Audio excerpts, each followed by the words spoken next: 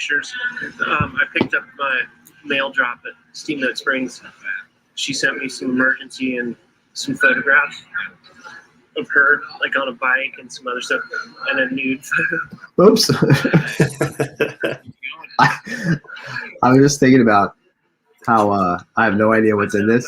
Yeah. Sometimes we just pick these like random clips. Sorry, Shorts. that gets out there.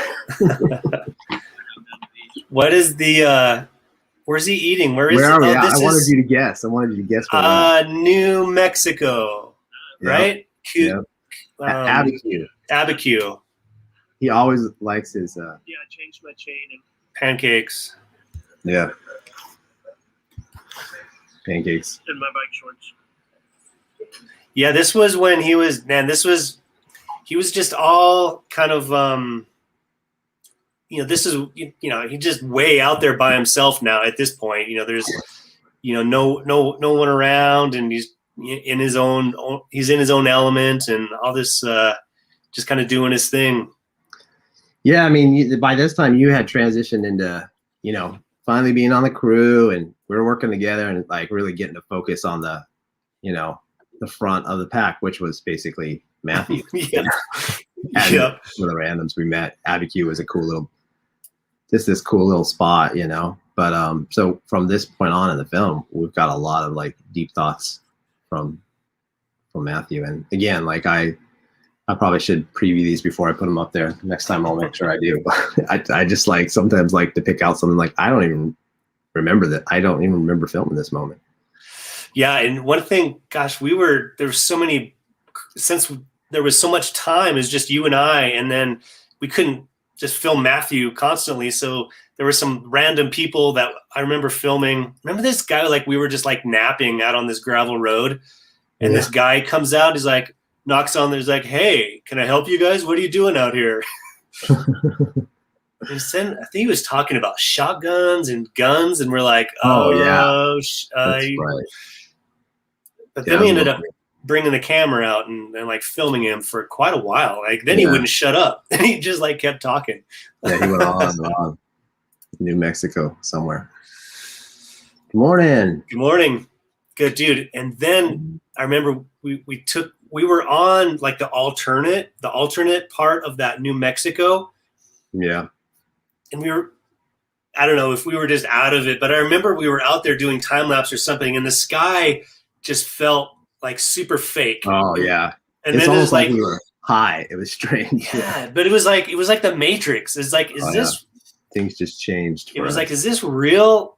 Are we in like a snow globe cloud? I have a feeling we were probably both dehydrated at that point. Like, oh, dude, it was out filming, not realizing it.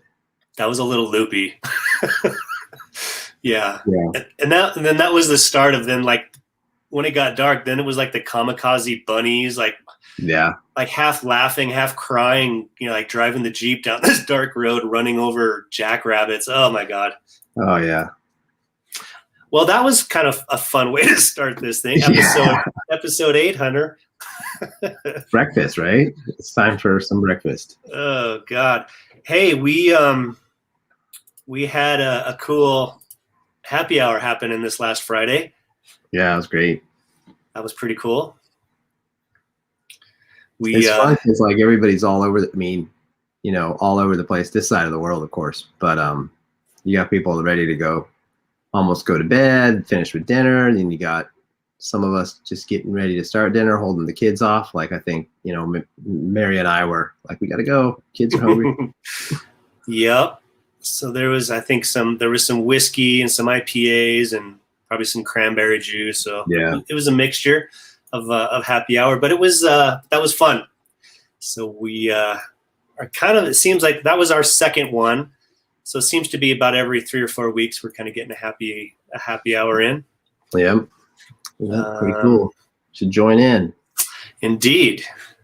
Someone had kombucha. Kombucha. Oh yeah, that's right. So if you're coming in via the RTD10 private Facebook group, that might be Bonnie. We're not going to see your name. I think Bonnie is drinking kombucha. I think she was. Maybe. On the rocks. Kombucha on the rocks, I think. Let's see. How do I make this go away? I think Montana. Oops. Oh, That was the thing. Oh, and then last week I wanted to kind of show this one. It's like as a Montana boy, I kind of had to show off. We had Doozer on the last episode, and I just want to kind of throw this out there. Favorite section for sure. In northern Montana, but I think Montana was my favorite section for sure. In northern Montana, it was like really deep woods, almost like Pacific Northwest. How the trees and how deep it was, like that's where the drone shots look really cool. Montana, better be careful, man. All these Coloradans are going to move on up. Like I tried. But. No doubt. So in the comments, what is your favorite section of the Great Divide mountain bike route? Doozer likes Montana. I liked Montana, so we got 2 votes Montana. What are some other votes? Throw them at us.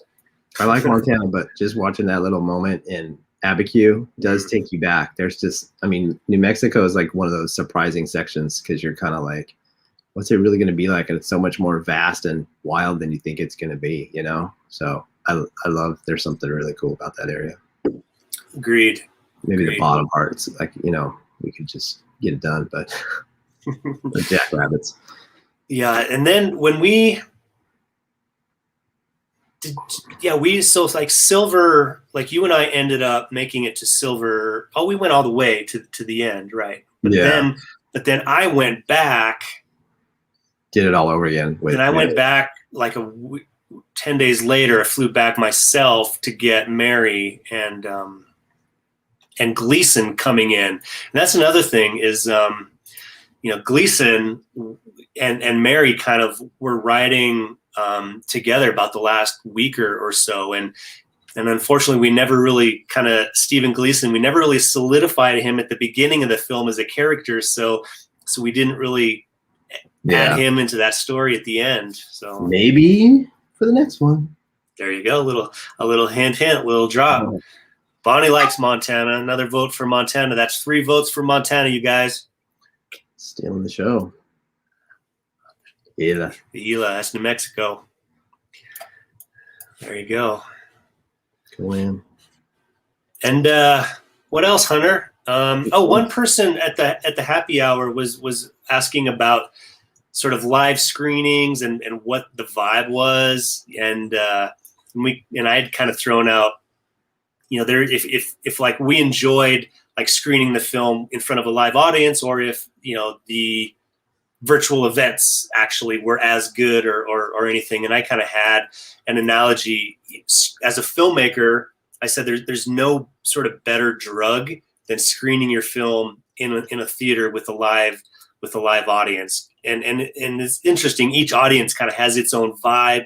Some people laugh at certain points, in an audience, and another audience, doesn't laugh at all at that same moment where another audience did. So I think it's a huge drug and a massive high when your film is in front of a live audience. Yeah, it's definitely, man, it's such a treat. And we were talking about it in the happy hour because, I've got a film that's coming out right now, and we're kind of lucky in a way because we shot in New Zealand. So we think our first screening is going to be in front of a live audience, even though we won't be able to make it to our own world premiere, hopefully virtually. That's most likely the situation. But yeah, it's going to be an interesting experience this year, like launching a film virtually and just having all these virtual experiences. It's it's cool. There's something different about it, but it's not the same as being there in the moment and sharing that energy with the crowd.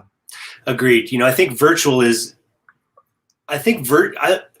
Even if I almost envision if a film is in a live audience, I could almost see like a virtual component of that happening almost at the same time with the technology, just like we're doing right here, right now. I'm able to kind of bring in comments that are coming in from a virtual audience. So, so how cool could it be to almost integrate, with the theater, but then have a live thing happening where comments are kind of coming in from all over. Yeah, that'd be awesome. Could be cool. So you're going to have 2 films out there this summer. Yeah, this is going to be a kind of a fun year, with 2 films going. We're trying to get a third to happen now. I'm working on a sort of a follow-up to Outside the Valley called, it's a working title, but it's Ko Papa. I haven't even told anybody. That's the first public, mention of that, but kaupapa probably sounds a little funny, and I'm not saying it right, but it's a Maori word about principles and purpose, and we're going to be kind of doing something similar to what we did in Outside the Valley. So we're working on the deals to try to put it all together, but all of these films can be easy to think of, sort of easy to think of, but then tough to get going. So we'll see. So we could be filming and launching a film at the same time this year. Awesome. Hey, Sam, good morning. So yeah, we kind of also talked about at the happy hour, if, come this summer, if RTD10 is able to make it into theaters, are you guys comfortable this summer, sitting in a theater or a brew pub? I actually got a Facebook message about someone asking about maybe some brew pub screenings or something for RTD10 this summer. What are you guys' thoughts on that? Because this summer, some people are going to be vaccinated, some people won't. I think we're going to be in that middle area come June, July, August. What do you guys think for like in-person RTD10 screenings, virtual screenings? We'd love to kind of hear your take on that. Super Bowl last night. I was watching it. It's like, look at all those people. Yeah, it's so. God, I think everything has been changed. Every time you see like a group of people together in a picture, you're like, oh shit! Yeah. It's we're warped, man. I don't know now. We got tweaked. Yeah, so it'll be interesting to watch it happen, but I think people will bounce back into a comfort level fairly fast. I've been talking with Keg a little bit about a spot up in Boulder that he's helping develop. So there's definitely a good potential we could be screening even the old school Ride the Divide up there, but definitely the new school coming up. So we've got obviously lots of options, but I think there definitely will be some live screenings in the future. Yeah, and then with summer, obviously we've got outdoor options. We kind of joked a bike-in movie theater instead of a drive-in. We could do a bike-in theater and get a big blow-up screen or something. So right on, Hunter. I think we're gonna try to keep these a little more short and sweet, if unless we've got like a host like Doozer like last time or whatnot. So yeah, we'll leave it with Sam's comment. A beer and the movie would be great. Great. Let's all look forward to that. God, no doubt. All right, then. Until next week, and I'm gonna let the rock star outro take us out, Hunter. All right, bring it on. Peace. See you later.